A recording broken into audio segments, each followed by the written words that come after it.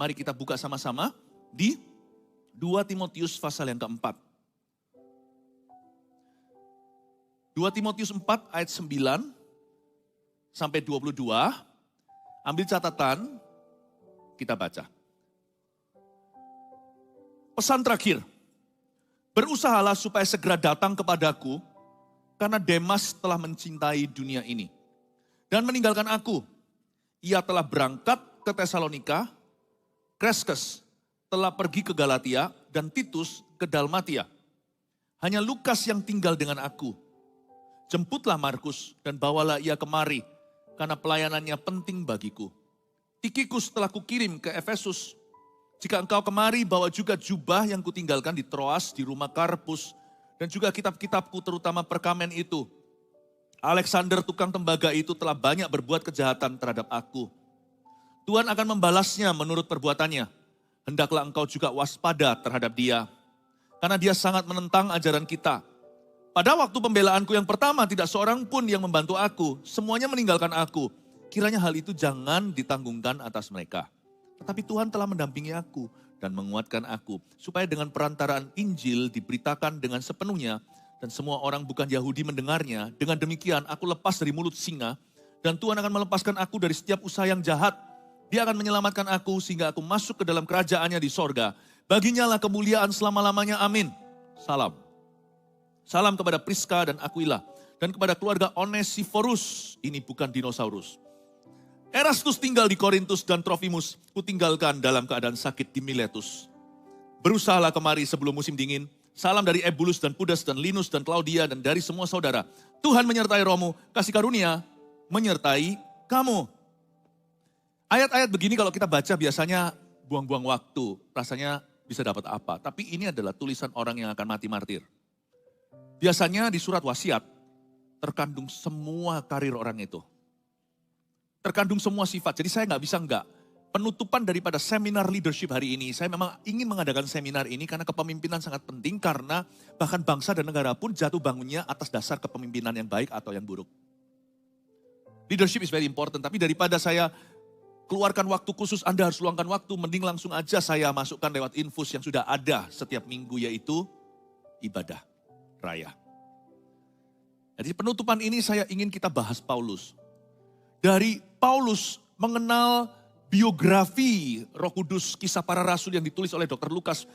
2/3 itu tentang Paulus, 1/3 tentang Petrus, kita bisa belajar banyak. Lalu dari surat-suratnya, dan saya ambil kesimpulan di surat terakhirnya atau pesan terakhirnya kepada Timotius. Saya mempelajari ada 7 sifat pemimpin yang sangat efektif. Bahkan ini pun bisa sangat relevan dalam kepemimpinan sekuler. Tapi saya bukan motivator, saya hamba Tuhan. Saya bukan orang yang mau fasilida asal bisa ceramah banyak. I want to give you a spirit-filled message. Pesan yang penuh Roh Kudus. Ada 7 hal yang saya lihat sebagai sifat kepemimpinan yang efektif yang didemonstrasikan oleh Paulus. Bahkan dari surat ini kita bisa tarik banyak kesimpulan. Berusahalah supaya segera datang kepadaku, seruan Paulus kepada Timotius. Please come. Saya tahu langsung bahwa Paulus itu tidak pernah one man show. Dia itu team player. Dia itu selalu bangun teamwork.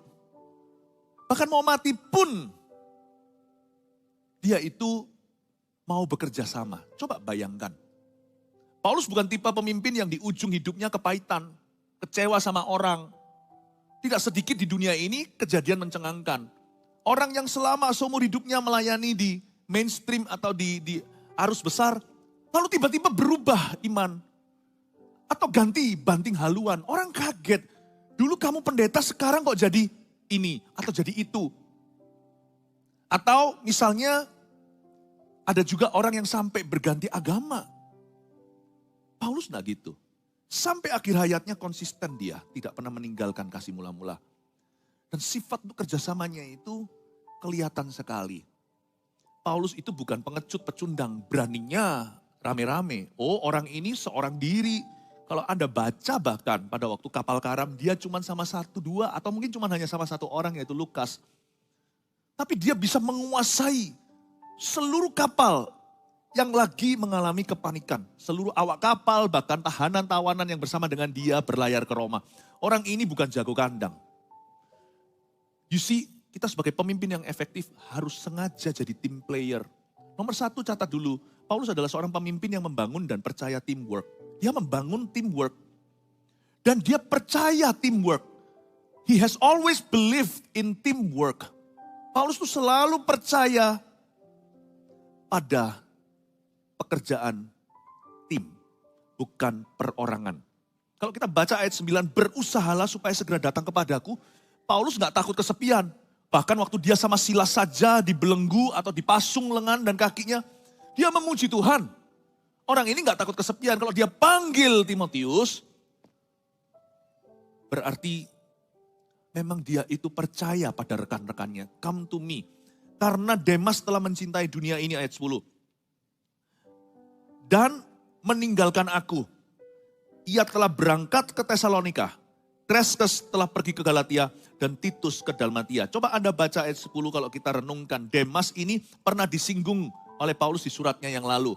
Waktu pertama kali disinggung, Demas itu disinggung dengan cara yang favorable. Paulus itu komplimen dia. Tapi pada waktu akhir hayatnya Paulus, ternyata Demas berubah setia. Di surat yang sekarang ini adalah surat yang paling update. Ini surat terakhirnya soalnya. Kalau Anda mau lihat hasil akhirnya ya harus lihat episode terakhir sinetronnya. Ini episode terakhir Paulus dan dia tulis bahwa Demas telah mencintai dunia. Kita tidak pernah tahu apa yang dilakukan oleh Demas, tetapi kurang lebih Demas telah murtad dari jalan Tuhan. Dan dia merusak iman orang lain. Dia telah meninggalkan aku dan ia telah berangkat ke Tesalonika. Paulus itu sedih. Dia pergi visit gereja yang dirintis oleh Paulus. Tesalonika, sedikit informasi, sedikit Bible study. Tesalonika adalah kota provinsi, ibu kota provinsi Makedonia yang Paulus lihat ketika dia nggak masih bisa masuk ke Bitinia dan Asia. Dalam mimpi penglihatan malam dia lihat ada orang dada-dadaran berkata, help me, SOS, save my soul, tolong kami, pria Makedonia. Kota pertama di pinggiran, waktu dia masuk ke provinsi itu adalah Filipi. Filipi itu seperti misalnya kalau di Jawa Timur ini mungkin kota Malangnya. Tapi Tesalonika itu Surabayanya. Kalau Jakarta mungkin Tesalonika adalah Jakartanya. Tapi Filipi adalah Bogornya. Jadi Paulus itu sebenarnya punya alasan to worry. Orang ini pergi ke Tesalonika karena dia masih punya hubungan dengan jemaat-jemaat yang dulu.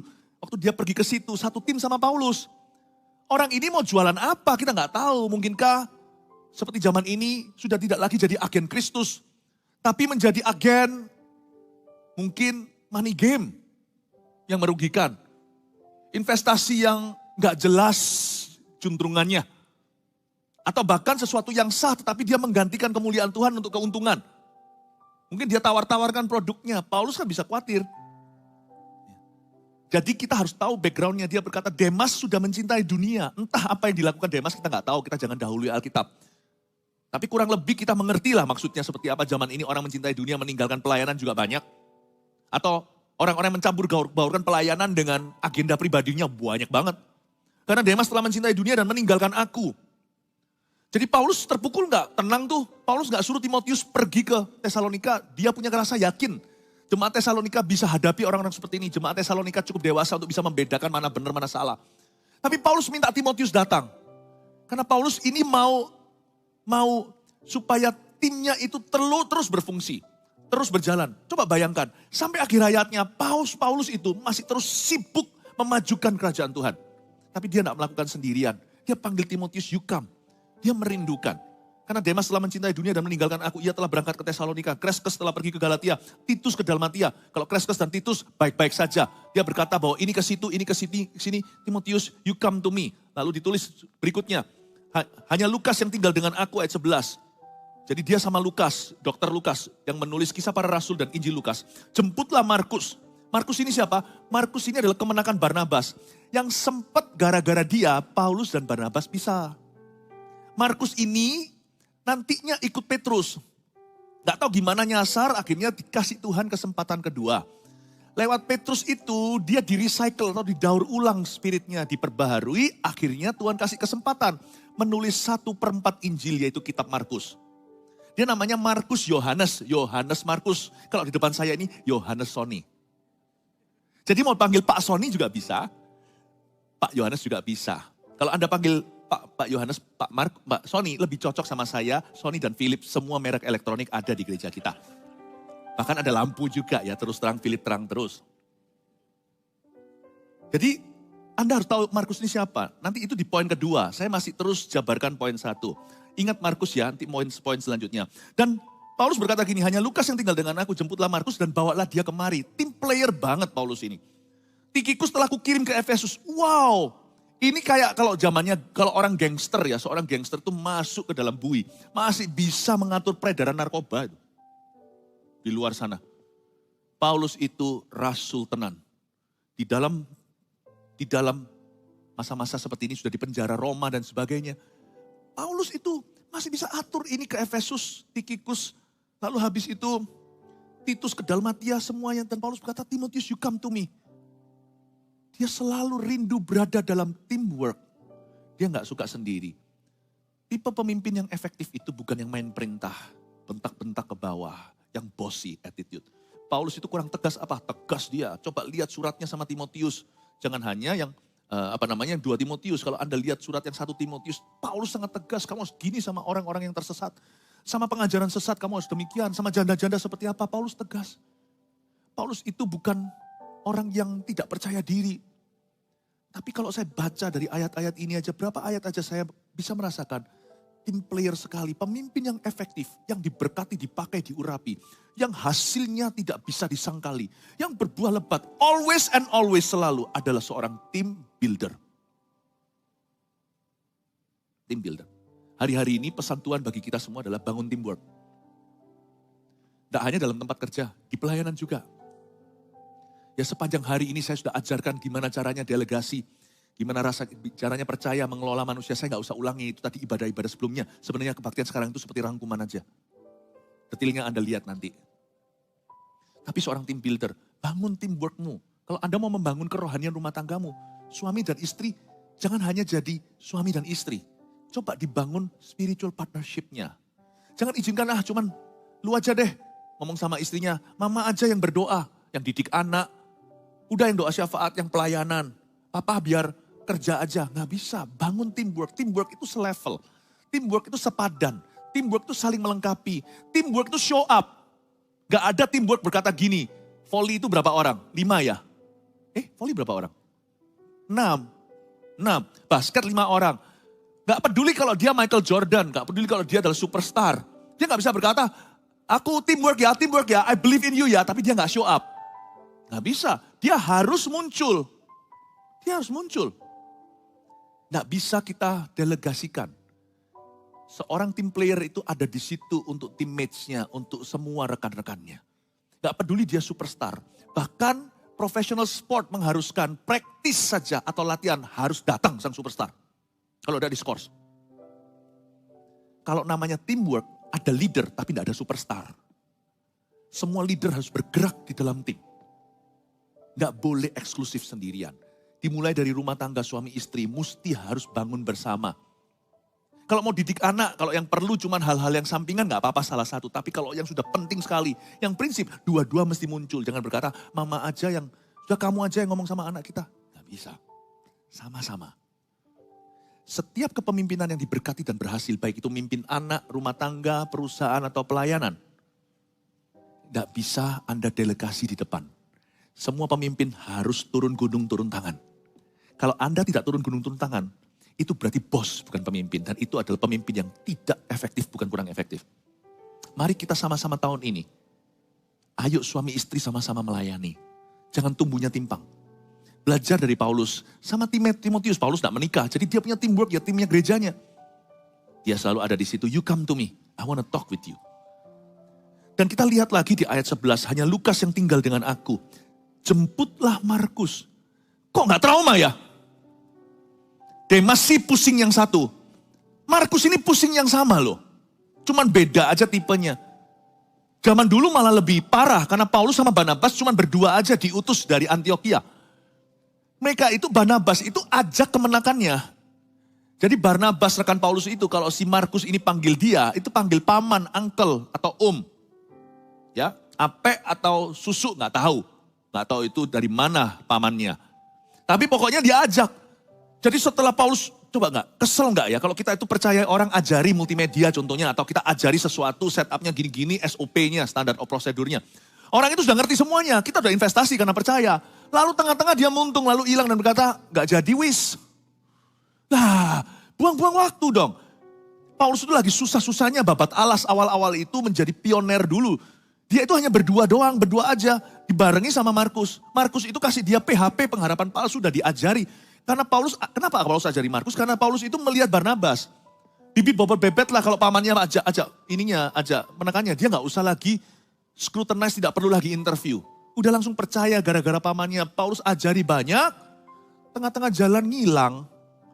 Buang waktu, Paulus waktu itu masih harus kerja sendiri lagi. Jemaatnya belum ada, dia masih rintis dari awal. Jadi dia harus setengahnya sambil kerja tenda.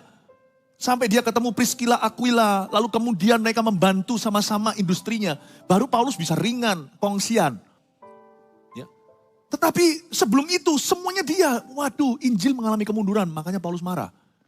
Waktu Barnabas mau ajak lagi si Markus, dia bilang no. Nehi kusi he kata orang India. No way Jose, tidak boleh. Paulus berkata no. Disitulah Barnabas ngotot, gak bisa harus ajak dia kemenakanku, tersinggung dia. Disitulah Paulus dan Barnabas pisah jalan. Paulus berkata no gak bisa. Menurut saya dalam kasus pertikaian atau konflik itu Paulus benar. Karena Paulus itu very task oriented. Dia orientasinya itu task. Barnabas itu sangat people banget. Gak apa-apa. Ya sama-sama ada poinnya.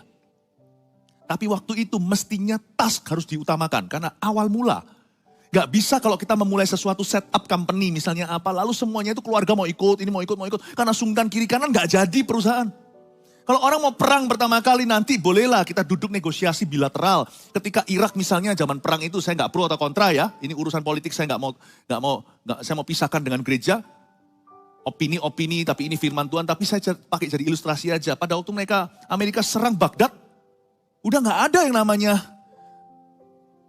perlu persetujuan apa mau perang. Nanti kalau duduk siapa kemudian hari bisa.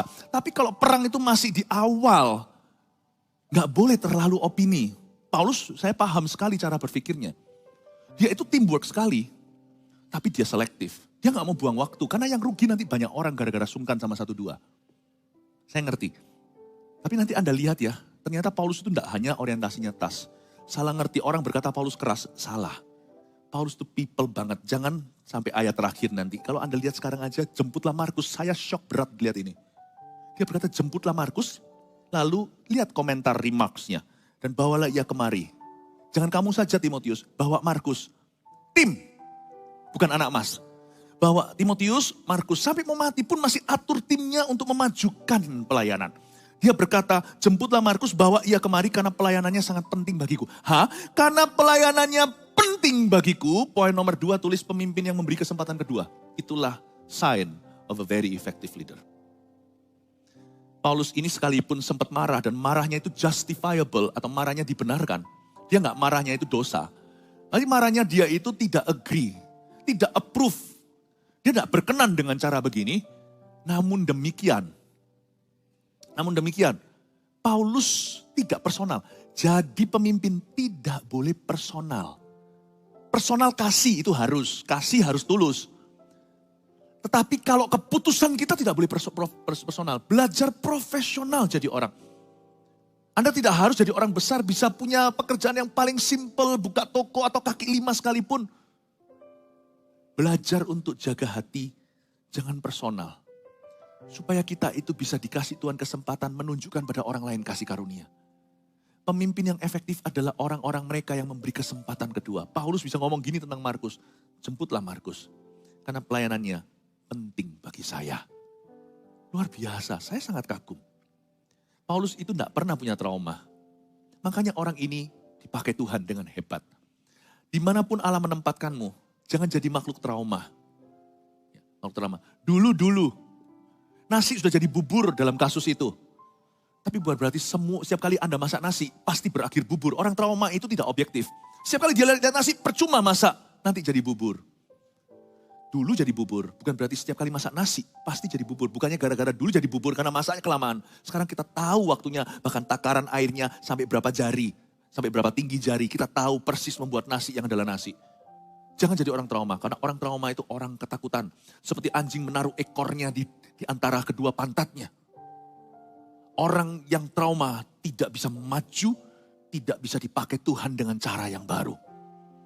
Makanya pemimpin yang trauma sudah jadi pemimpin yang tak berguna. Yang dia miliki hanya posisi, bukan lagi urapan Allah. Kita tidak boleh jadi bottleneck, tidak boleh menjadi leher botolnya. Kita tidak boleh menjadi alasan stagnan. Pemimpin yang diurapi Tuhan, pemimpin yang efektif harus punya pandangan yang baru. Punya hati yang diperbaharui.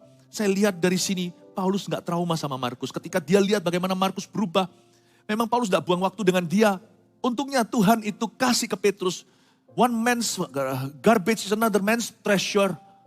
Mungkin sampah bagi orang tertentu, tetapi di tangan orang lain bisa menjadi harta. Itu yang terjadi, Tuhan pindahkan supaya nggak buang-buang waktu Paulus. Tuhan taruh di Petrus, tapi waktu di tangan Petrus, jadilah orang ini. Dan Paulus tetap terbuka tuh, luar biasa orang ini. Bapak ibu saudara jangan sentimen kepada seseorang. Kalau manusia bisa berubah jahat, manusia juga bisa berubah baik. Kenapa kita nggak beriman kalau mereka bisa berubah baik? Pemimpin yang memberi kesempatan kedua. Ada orang tertentu, pemimpin tertentu punya sifat. Kalau sudah gak suka sama orang diteter terus. Pemimpin gitu ya. Lama-lama dia akan merugi. Kalau gak suka ya ditegor, diproses. Tapi jangan terus didrill. Sebab orang bisa berubah. Amin. Saya belajar dari Rasul Paulus ini luar biasa kepemimpinannya. Satu tadi, pemimpin yang membangun dan percaya teamwork. Gak pernah pemimpin yang efektif itu kerja sendirian dan maunya sendirian. Kalau Anda lihat seorang itu yang maunya sendirian, dia tutup pintu sama orang, sentimen sama divisi yang lain, misalnya dalam perusahaan. Yang kayak gitu itu adalah divisi bunuh diri, for sure. Kalau Anda yang mimpin divisi itu, berarti Anda membunuh divisimu. Dan kalau Anda melihat, kalau Anda pemimpin sesuatu, lalu Anda lihat di situ ada yang menutup diri segalanya, Anda sudah harus tahu, ini adalah divisi yang segera akan mati. Do something about it, lakukan sesuatu sebelum semuanya nanti meninggal dunia potensi. Kalau Anda melihat anak Anda sudah tidak mau keluar lagi, selalu mengurung diri, yang dulunya itu ceria sekarang muram. Kalau anak Anda masih mau sosialisasi, mau ketemu orang, masih oke. Tapi ketika anak Anda mulai terus mengurung diri, menurut saya segera sebelum cari psikiatris, gak perlu sih sebenarnya. Segera dilayani oleh para hamba-hamba Tuhan, anak-anak Tuhan. Itu anak dalam bahaya kalau begitu. Anda lihat, segala sesuatu yang menutup diri dari dunia luar yang baik dan seharusnya berguna bagi hidupnya, itu tanda bahaya. Ketika seorang pemimpin tidak lagi memberi kesempatan kedua kepada orang yang bertobat, kepada mereka yang mau berubah, itu tanda bahaya bahwa pemimpin ini sudah mati di dalam dirinya. He's already dead. Ternyata ada pemimpin yang adalah zombie, living dead. Semoga ini bisa menjadi cermin untuk kita berkaca. Dalam konteks apapun Anda terapkan sendiri. Kepemimpinan itu luas soalnya. Tetapi setiap orang Kristen punya DNA menjadi kepala. Saya berharap Anda bisa melihatnya. Jemputlah Markus, bawalah ia kemari karena pelayanannya very important to me. This is not easy. Sebenarnya saya membuat komitmen pada diri saya sendiri. Kalau saya melihat seorang bertobat, sekalipun sekarang itu musuh bebuyutan pun. Sekalipun kalau itu parah sekali, cancer sudah stadium 4 ngawurnya. Saya selalu punya satu janji sama Tuhan. Asal saya melihat buah-buah, saya juga gak mudah dikelabui atau dimanipulasi. Saya gak gampang, saya tetap memberikan kepercayaan itu dengan jeli. Tapi kalau saya melihat orang itu berubah, saya gak ada alasan untuk tidak menerimanya dan memberi kesempatan kedua, maka saya salah sama Tuhan. Jadi saya punya perjanjian dengan Tuhan. Jadikan aku ini cukup fleksibel. Ketika Roh Kudus mendahului aku dan menunjukkan, mendemonstrasikan perubahan pada sesuatu yang kuanggap mustahil untuk berubah.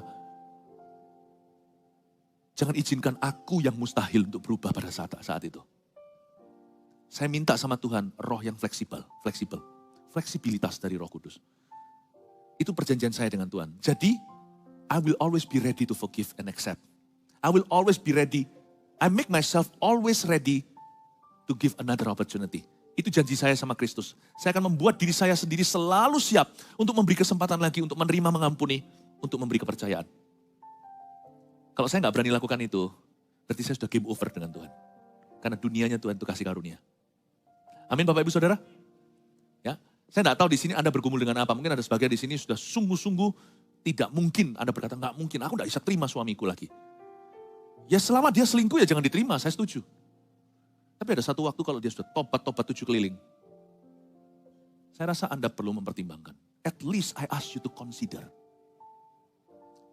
Seorang pemimpin yang baik selalu memberi kesempatan kedua. Makanya saya lihat Paulus ini bukan gagah. Orang lihat pelayanannya, yang paling terkenal sapu tangannya salah. Yang paling terkenal harusnya hatinya. Hatinya itu great, besar. He was a man of great heart. Saya mau jadi seperti ini. Lanjut lagi ayat 13. Jika engkau kemari, katanya kepada Timotius, kan disuruh bawa Markus. Tapi dia berkata, jika engkau kemari, bawa juga jubah yang kutinggalkan di Troas, di rumah Karpus. Di rumah Karpus itu loh, di dalam kardus, tak tambahin dikit. Semuanya ya, jika engkau kemari, bawa juga jubah yang kutinggalkan di Troas. Suruh bawa mantelnya.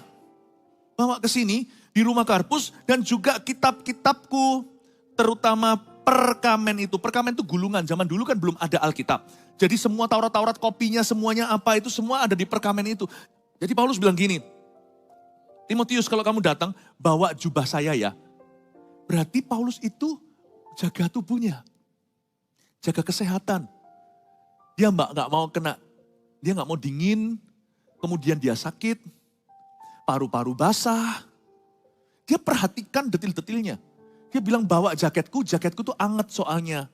Pas di badan. Kalau Anda baca nanti Timotius suruh segera datang. Karena musim dingin sebentar tiba. Jadi saat itu sudah mulai bukan sejuk, sudah saat mulai chilly. Sudah mulai dingin udaranya. Paulus bilang, kamu keburu kok waktu kamu datang sini sebelum winter atau musim dingin. Aku sudah bisa pakai jaketku dan aku sudah bisa banyak ngobrol sama kamu. Tapi jangan lupa ya, selain jaket, sama pentingnya bawa kitab-kitabku. Terutama perkamen itu. Jadi lihat ya, poin ketiga tulis, pemimpin yang terus belajar dan menjaga tubuhnya. Memang kita gak boleh nilai orang dengan apa yang dia pakai. Menurut saya sih berlebihan ya.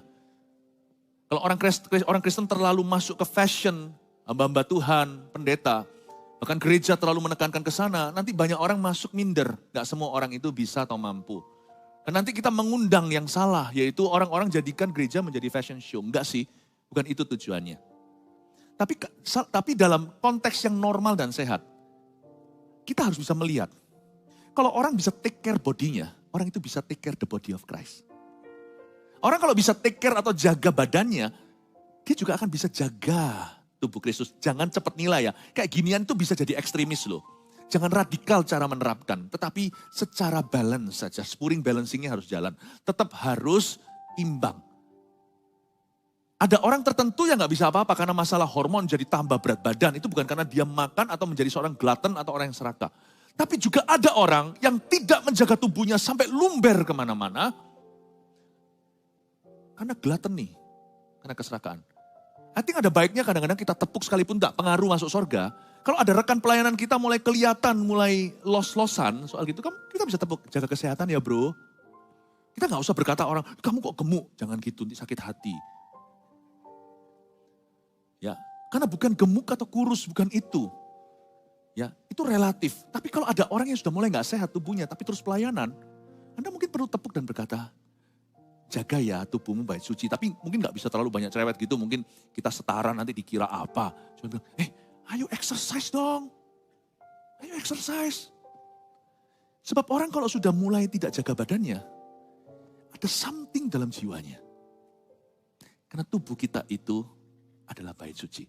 Coba lihat, kalau gereja mulai gak dirawat, ada sesuatu dalam pengembalaan gereja itu. Lihat ya, lihat kalau jemaatnya itu gak cinta, kursinya itu terus kasih permen-permen semuanya, itu ada sesuatu yang perlu ditambahkan dalam pengajaran gereja itu. Kenapa cinta akan rumahmu tidak menghanguskan aku? Saya yakin, saya bukan terlalu percaya diri, tetapi saya yakin setelah puluhan tahun mengajari Anda dalam firman, saya yakin kita semua cinta. Karena di mana hartamu berada, di situ hatimu berada. Ini bukan jemaat yang, gereja kita bukan dibangun di atas dasar pemberian orang-orang kaya, tidak. Gereja kita dibangun di atas dasar pemberi-pemberi yang sejati. Orang yang akan memberi bahkan dari kekurangannya, kita semua itu memberi dengan ketaatan. Saya yakin, kalau gereja terawat, volunteernya juga jaga, berarti pengajaran aman. Anda bisa lihat kalau orang gak jaga badannya. Something is beginning to get wrong, to be wrong di dalam hidupnya. Karena itu jaga. Paulus tuh jaga badannya, meskipun dia tahu, dia pernah tulis surat loh. Dia tulis surat begini, aku tahu bahwa sebentar lagi, bahkan bukan di surat terakhirnya, ini surat terakhirnya. Surat sebelumnya dia tulis begini, kepada sebuah jemaat. Bahwa darahku sudah siap dicurahkan di atas mezbah. Mezbah pengabdianku kepada Tuhan untukmu. Wow, Paulus tahu dia mau mati, masih jaga badannya, bawa ke sini supaya aku tidak flu. Aku mau sehat. Kayaknya kalau dia tahu besok dieksekusi, dia tetap jaga kesehatan, tetap minum vitamin. Saya bisa percaya dengan pemimpin begini, karena satu, kalau kita lihat, karena dia tidak menikah ya, kalau yang menikah kita lihat keluarganya. Kalau keluarganya itu, jikalau seorang hamba Tuhan mendidik keluarganya dengan benar, saya rasa saya lebih aman mengikuti. Tapi jikalau keluarganya tidak benar, anak-anaknya liar, saya tidak mikir siapa dan siapa ya. Kalau saya ngomong gini itu netral, saya ngomong begini itu mengajari firman itu otoritas. Jadi tidak bergantung pengalaman hidupmu, pengalaman hidupku. Semua hamba Tuhan di bawah radar Tuhan, semua jemaat di bawah radar Tuhan, di bawah radar firman waktu saya ajarkan. Tapi kalau nggak bisa take care keluarga sendiri, nggak bisa juga take care keluarga Tuhan, rumah Tuhan. Itulah sebabnya, kalau kita mengikuti pemimpin yang amburadul, saya rasa kita juga jadi gimana? Bapak, Ibu, Saudara, ini bukan bicara tentang timbangan kita. Sekali lagi saya katakan, setiap orang beda. Ada orang makannya sebanyak-banyak mungkin tetap langsing. Ada orang cuman mencicipi sedikit, cuman buah langsung boom. Syakalaka. Gak apa-apa. Kita gak bisa berkata kurus-kurusan, kalau mau kurus-kurusan kita semua gemuk. Dibandingkan itu loh, semua yang anoreksia. Coba Anda lihat jika di Paris Fashion Walk, segalanya itu. Itu kurus-kurus seperti biting-biting semua seperti. Saya tidak mengajarkan untuk kita menilai orang dengan apa yang nampak mata atau penampilan. Saya ajarkan kita tanggung jawab, ada keseriusan untuk jaga hidup kita sendiri. If I cannot take care of me, how can I take care of you? Kalau saya sebagai seorang ground staff di pesawat, kalau saya mau hendak memberikan kursi darurat, jaga-jaga ada apa-apa terjadi yang bisa memberikan pelampung. Yang namanya manusia melihat mata, nggak bisa melihat hati. Kalau saya lihat satu orang yang, saya nggak akan taruh di situ. Kalau ground staff-nya bertanggung jawab loh ya. Kalau nggak bertanggung jawab, peduli amat, pokoknya terjual kursi. Kalau saya sebagai ground staff yang sungguh-sungguh di pesawat itu, airline itu, saya memperhatikan keselamatan penumpang yang lain. Apalagi kalau saya Kristiani. Saya pasti perhatikan kira-kira intuisi mana yang nanti kalau kecelakaan, meskipun sih nggak mungkin terjadi atau jarang sekali. Tetapi siapa yang akan nanti berguna jikalau dalam keadaan gawat darurat, saya harus lihat. Orangnya itu terpaksa saya harus menilai dengan mata manusia. Karena ini bukan soal hati. Saya harus melihat apakah orang itu merawat dirinya. Apakah orang itu confident. Oh iya Pak, ya mau pergi ya satu keluarga. Tapi kalau, ya, ini tak taruh di kursi darurat. Misalnya begitu. How do you know? One who takes care of himself, in case of emergency will be able to take care of others. Seorang yang menjaga dirinya, pada waktu gawat darurat bisa menjaga orang lain pula. Tapi orang yang sisiran pun tidak tahu, mandi pun tidak perlu. Menurut saya, kalau punya bayi pun tidak akan dimandiin. Bapak, Ibu, Saudara, ini bukan untuk menghakimi, tapi ini hikmat praktis. Saya lihat Paulus meminta jubahnya yang kutinggalkan di Troas, bawa sebelum winter ke saya. Kok bisa Tuhan jadikan ini ayat? Hayo. Jubah bawa sini, jadi ayat firman. Mendingan menurut saya ayat 13 ini dibuang, dikasih ayat yang lebih perlu kayak atau apa. Kecuali kalau itu memang perlu ada hikmat Allah. Lalu dia berkata, kitab-kitabku terutama perkamen itu, a leader that keeps learning. Leader yang bukan hanya berkhotbah, kalau seorang pengkhotbah misalnya, saya lebih banyak membaca daripada berkhotbah. Saya hanya khotbahkan sebagian yang saya bacakan, karena jam terbang khotbah saya belum sebanyak bacaan saya.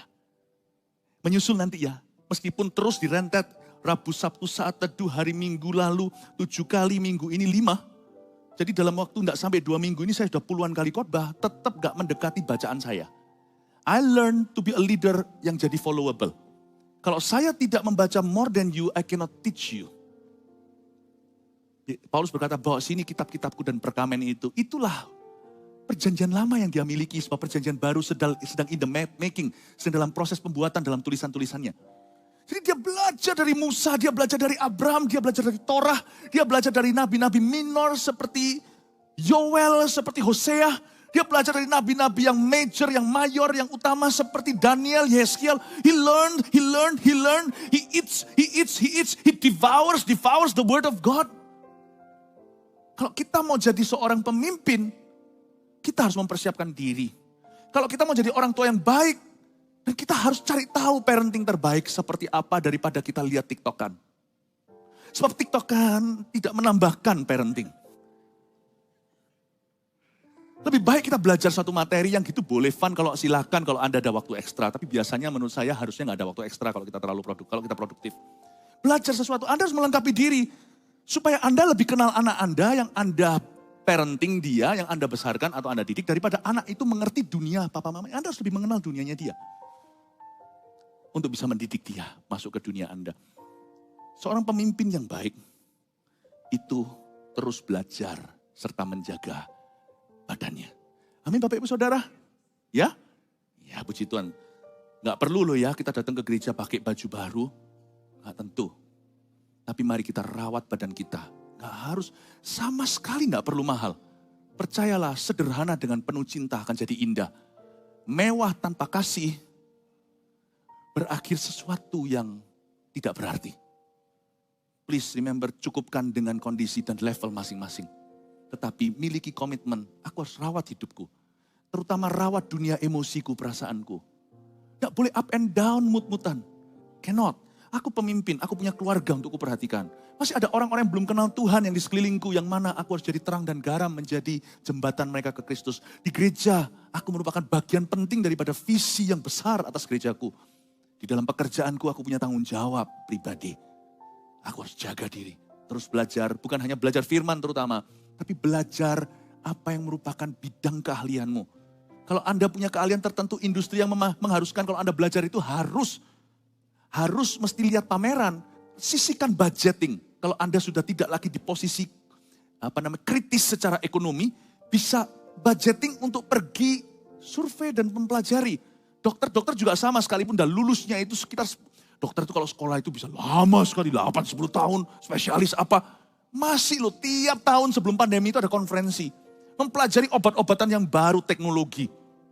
Keep learning, perkamenku mana, bawa sini kitab-kitabku. Keep learning. Amin. Ya. Lalu berikutnya, lihat ayat 14.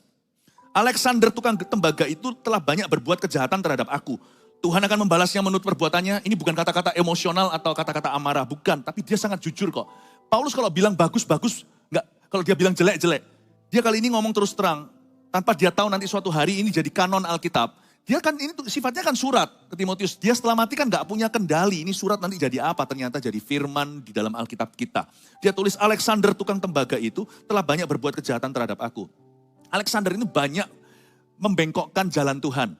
Saya gak tahu apakah dia pernah Kristen atau tidak. Tapi saya rasa dia itu toko jualannya berhubungan dengan berhala.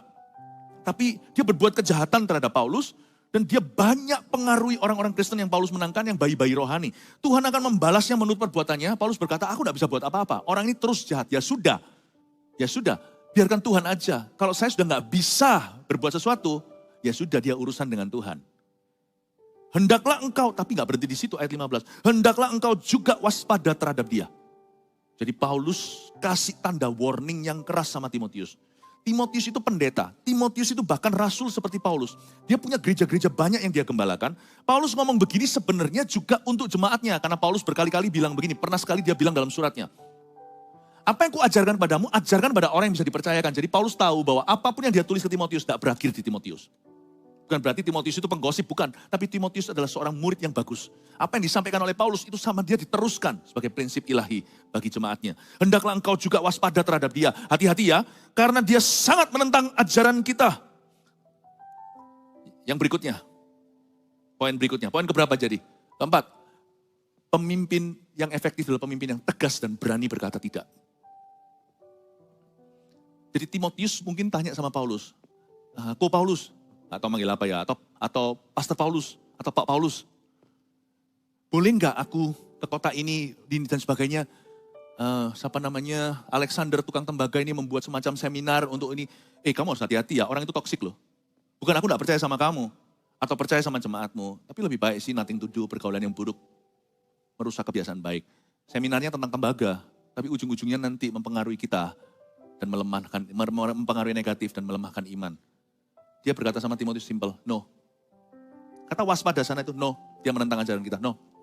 Jadi seorang pemimpin yang tegas dan berani berkata tidak itu justru mencipta rasa aman pada orang-orang yang dipimpin. Jadilah orang tua misalnya di rumah yang bisa berkata no. Saya lihat sekarang orang tua tidak punya authority atas satu new demon. Setan yang baru. Gadget namanya. Saya tidak berkata gadget itu setan, enggak. Tapi kalau tidak dikendalikan, dia bisa menjadi alat setan. Tapi kalau dikendalikan dengan baik, dia bisa menjadi alat Tuhan. Apapun kan bisa jadi alatnya Tuhan. Dan apapun juga bisa menjadi alatnya setan. Nggak punya. Harus punya otoritas berkata, no. Taruh handphonemu. Sebab kelihatannya jahat. Tapi nanti kalau anak itu dewasa, dia akan berterima kasih kepadamu. Bahwa suatu hari dulu waktu dia masih kecil, diajari sama papamnya, mamanya, boundary. Batasan-batasan. Batasan itu cipta aman. Tahukah kalau kita nggak punya batasan. Dulu saya pernah punya teman, tapi ya toh Anda nggak tahu. Saya cuma cerita aja. Ya. Nggak pernah bilang tidak sama anaknya. Zaman-zaman dulu belum ada gadget, tapi sudah ada TV kabel yang isinya 100 channel. Itu rumah dikasih 100 channel tuh ya ngapain? Kalau enggak ya sudah 100 channel di kamar papa mama. Kan bisa diatur, kenapa di bawah juga ada semuanya. Anaknya nonton apa? Di depan saya waktu saya datang itu anaknya masih kecil loh, masih urus anak elementary. Nonton itu yang porno-porno sudah sekalipun bukan pornografi yang vulgar gimana. Tapi ya bedanya apa di pikiran orang kalau yang sudah begitu. Saya itu enggak agamawi, tapi yang enggak liberal. Selektif aja bisa shock lihat begitu. Dan mamanya nggak berkata tidak. Saya bilang, Ci, ini loh. Hehe, nggak apa-apa terserah anak-anak. Itu anak nanti besar nggak ngerti batas. Anak seperti itu nanti besar tidak punya gambar diri yang aman. Karena dia merasa dunia itu luas, dia nggak tahu batasnya, dia nggak tahu sampai mana dia harus berhenti. Anak bisa marah sekarang waktu kita berkata tidak. Tapi nanti suatu hari berkata, gara-gara itu aku punya disiplin. Dan gara-gara itu aku punya prinsip kehidupan. Gara-gara papa mamaku berani tegas sama aku jadi bisa membedakan mana baik, mana benar. Dan aku rasa aman. Pemimpin yang tidak bisa berkata tidak kepadamu. Kalau itu hal yang perlu. Berarti dia tidak mampu memimpin. Banyak orang tua tidak mampu ternyata di dunia ini. Takut nanti kalau sekarang udah terlanjur katanya. Tidak ada nama anak terlanjur. Anak itu selama tetap jadi anak, dia adalah anak. Gak pernah ada terlanjur. Karena kita tidak pernah wisuda. Mereka tidak pernah wisuda jadi anak kita. Jadi kapanpun selalu mujarab. Mau perang depan, perang di depan. Tidak marah-marah gimana, tenang aja. Tenang aja. Dia mau marah lama-lama lapar nanti datang ke Anda. Tapi bukan kasar, bukan hal-hal semuanya enggak. Itu overprotective, itu juga membuat anak memberontak. Tetapi saya berkata begini, simple aja. Salah satu bentuk kepemimpinan yang efektif adalah pemimpin yang berani tegas. No. Boleh enggak ini? No. Tapi kalau pemimpinnya itu no terus, no. Ya berarti something wrong dengan kita kalau semuanya no. Anak udah dewasa kok sudah bisa membuat keputusan, semuanya no itu berarti kan overprotective ya kan? Ya, amin puji Tuhan. Semoga ini bisa menjadi berkat buat Anda. Berapa ayat lagi? Kita lihat ayat yang ke, berapa nih? 16. Pada waktu pembelaanku yang pertama tidak seorang pun yang membantu aku. Semuanya meninggalkan aku. Nah ini Paulus sekarang sudah ngomong tentang hal yang lain. Dia bukan bicara tentang Alexander yang berbuat jahat. Tapi dia ngomong tentang orang-orang Kristen lainnya. Waktu Paulus itu mengalami masalah di pengadilan karena Injil pada waktu pembelaanku yang pertama. Enggak seorang pun yang membantu aku. Semuanya meninggalkan aku. Kiranya hal itu jangan ditanggungkan atas mereka. Kalau sama si Alexander dia berkata biarkan Tuhan membalasnya. Tetapi kepada saudara seiman dia berkata kiranya hal itu enggak ditanggungkan atas mereka. Seperti doa Stefanus ketika Paulus berdosa terhadapnya. Ampunilah. Karena dia tidak tahu apa yang dia perbuat. Lalu di situ ada seorang anak muda yang memberi approval pembunuhan Stefanus itu. Stefanus sembahyang Saulus itu jadi Paulus nantinya. Jadi Paulus berkata begini, ada orang tertentu yang kita berkata, no. Bahkan sama anak kita, anak rohani pada gereja, no. Kalau Anda tanya sama saya, boleh enggak? Cuman kan otoritas itu tergantung hubungan kan. Saya tidak akan banyak bicara kecuali mengajar secara umum saja. Tapi kalau secara perorangan ada yang tanya sama saya, boleh enggak saya gini.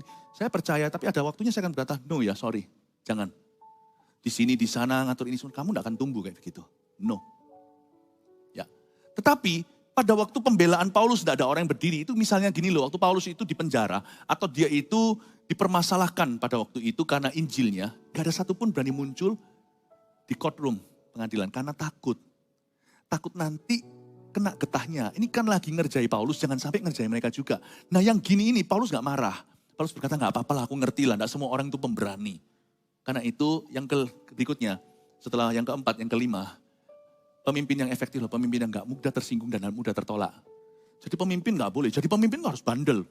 Sedikit cuek acu tak acu spiritnya. Pemimpin tuh gak kerasa waktu ditolak pertama, kedua kali, ketiga kali itu gak terasa. Nanti terakhir bahwa orang lain yang berkata, kamu tahu gak dari tadi kamu ditolak? Oh iya. Lain cerita kalau kita di rumah orang duduk di situ lama-lama, dari welcome home jadi out welcome. Bahkan di Amsal dikatakan dengan jelas kok, janganlah terlalu sering pergi ke rumah tetanggamu. Supaya jangan sampai nanti mereka tidak mengharapkan kehadiranmu.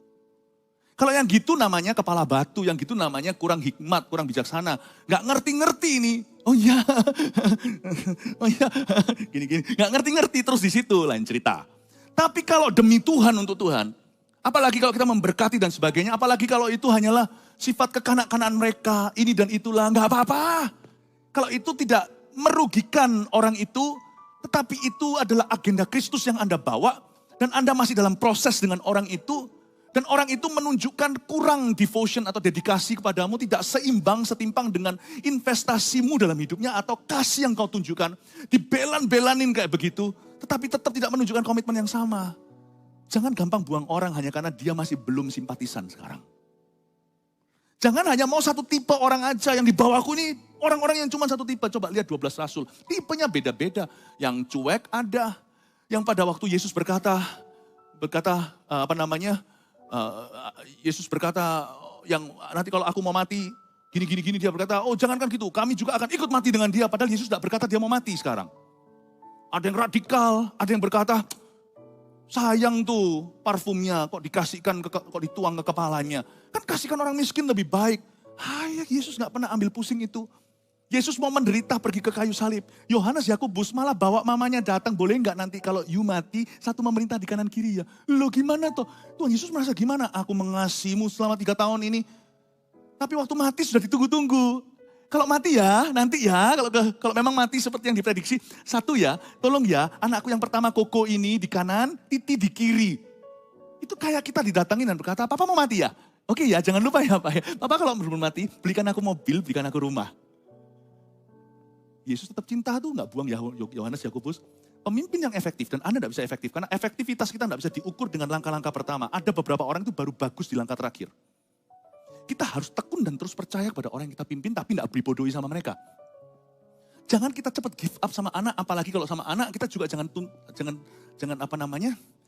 kita gampang kecewa, putus asa. Kadang-kadang kita bisa mau putus asa, kadang-kadang bisa frustrasi, saya ngerti.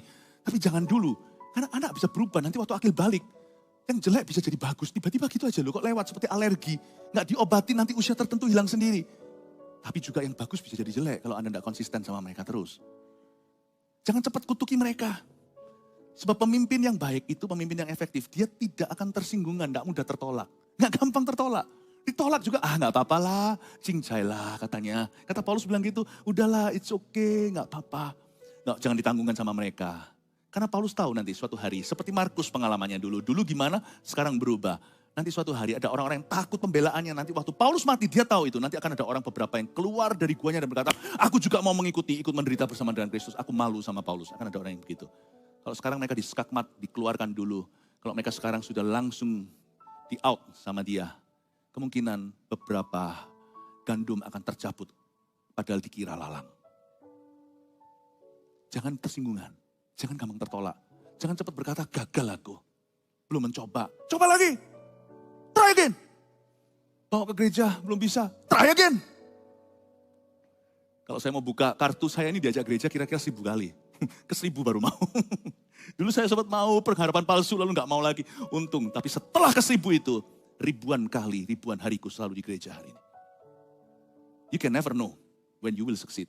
Yang penting harus otot baja percayanya. Pemimpin harus lebih percaya daripada orang yang dipimpin. Yang mengubah harus lebih percaya daripada orang yang perlu berubah. Ya, beberapa ayat lagi. Sebentar lagi selesai ya. Gak apa-apa ya. Ya, nah, Jingtian telatan dikit aja. Oke. Yang ke-6, 7, tinggal 6, 7 aja sebentar lagi. Lihat lagi berikutnya ayat yang ke-17. Tetapi Tuhan telah mendampingi aku.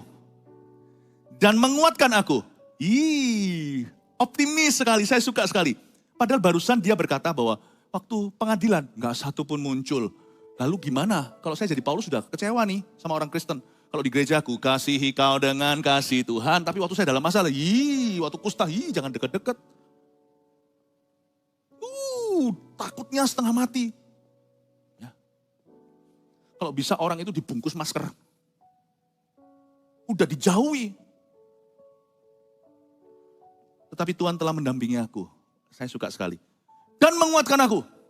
Apa ya kekuatannya ya, rahasianya? Supaya dengan perantaraanku, Injil diberitakan dengan sepenuhnya. Wow, itu kekuatannya ternyata. Dan semua orang bukan Yahudi mendengarkannya. Dengan demikian, aku lepas dari mulut singa. Wah, sangat confident, sangat yakin. Dan Tuhan akan, bukan mungkin, melepaskan aku dari setiap usaha yang jahat. Dia akan menyelamatkan aku sehingga aku masuk dalam kerajaannya di sorga. Baginya lah kemuliaan selama-lamanya. Amin. Yang keenam, pemimpin yang efektif adalah pemimpin yang optimis. Dan berorientasi pada tugas. Injil akan membawa aku jauh. Aku akan dilepaskan dari binatang buas. Sebab aku tahu bahwa Tuhan akan melepaskan aku. Dia akan menyelamatkan aku.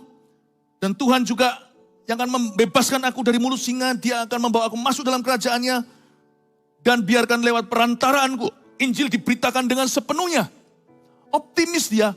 Dan berorientasi pada tugas, kelihatan task orientednya Paulus. Waktu dia lemas lihat orang hopeless semuanya gak ada bisa dipercayai.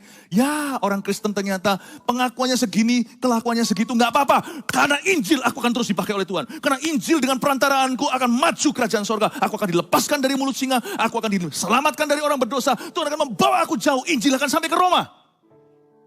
Bahkan sampai Spanyol segalanya. Orientasinya. Jebakan seorang pemimpin tadi kebaktian 2 adalah kesepian. Obat kesepian itu bukan ajak bicara perasaan di konseling ya gak selesai-selesai, percayalah saya. Bisa keluar sebentar, tapi kalau Anda tidak berorientasi pada tugas, sebentar lagi akan keseret masuk ke dalam perasaan yang lebih gelap. Seperti orang yang mau kurus tapi cuman sedot-sedot, nanti akhirnya lebih gemuk dari sebelumnya. Dengar baik-baik.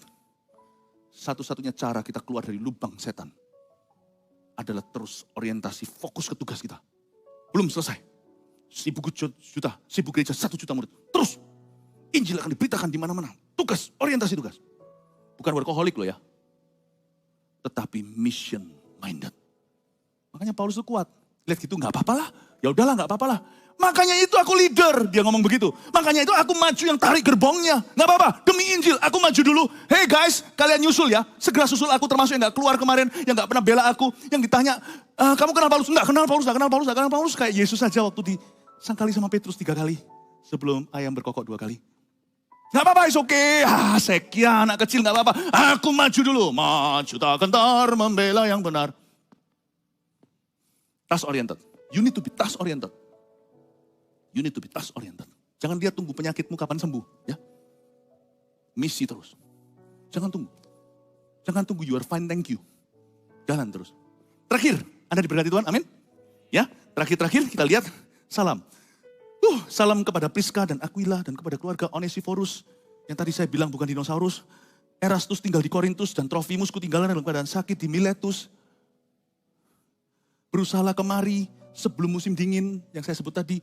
Salam dari Ebulus dan Pudes dan Linus dan Claudia dan dari semua saudara. Tuhan menyertai rohmu. So sweet ya.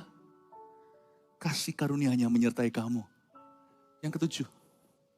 Pemimpin yang personal dan berorientasi pada hubungan. Always people oriented. Paulus belajar banyak soal Markus. Dia sangat fokus ke hubungan. Kalau tidak ada hubungan, tidak ada ayat yang didedikasikan. Salam ke Onesiphorus, Erastus, kutinggalkan masih sakit sih. Tolong perhatikan dia masih sakit di sana. Miletus, Ebulus, Pudes, Linus, Claudia dan semua saudara. Cium kudus ya, Tuhan menyertai kalian. Kasih karunia menyertai kamu. Always be people oriented. Ujung-ujungnya, cintai jiwa-jiwa. Kasih semua orang, apalagi yang Tuhan percayakan kepadamu. Sebab nanti tugas terakhir kita bukan menyelesaikan tugas. Percayalah, sebelum kuburan atau sebelum kita di awan-awan, tugas terakhir kita adalah put love into everything you do. Bahwa semua yang kita lakukan is in the name of loving people and loving God. Dalam nama mengasihi Tuhan dan mengasihi sesama. 7 ini berkacalah. Percayalah kalau kita punya ketujuhnya ini. Tidak akan idle, tidak akan stagnan, tidak akan mandul hidupmu, akan berbuah lebat bagi kerajaan surga. Apapun profesi Anda. God bless you church, I love you.